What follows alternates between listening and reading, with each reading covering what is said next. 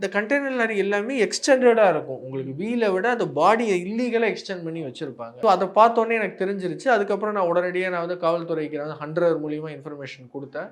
குடுத்துட்டு நானும் வண்டி எப்படியும் ஃபாலோ பண்ணிட்டே போய்க்கிட்டு இருந்தேன். கரெக்ட்டா செங்கல்பட்டு பரனூர் டோல்கேட்ல போலீஸ் வண்டிய நிப்பாட்ட முயற்சி பண்றாங்க. ஆனா அவங்க வண்டிய நிப்பாட்டவே இல்ல. நிப்பாட்டாம அடுத்து போய்ட்டாங்க. அடுத்து வந்து நமக்கு இந்த டோல்கேட் வரும். அச்சரப்பாக்கம் கிட்ட ஆத்தூர் டோல்கேட் வரும்.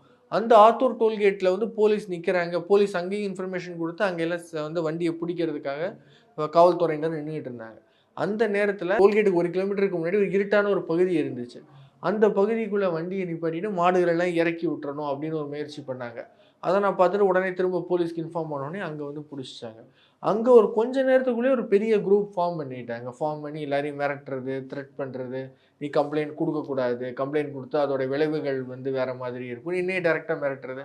இந்த மாரிலாம் வந்து பண்றாங்க. இவங்க ஒரு மாஃபியாவா சிண்டிகேட்டா ஃபங்ஷன் ஆறனால தான் நெறைய பேரால இவங்களுக்கு எதிரா வந்து வழக்குகள் தொடர்றதோ, இல்ல கேஸ் போடுறதோ முடியல.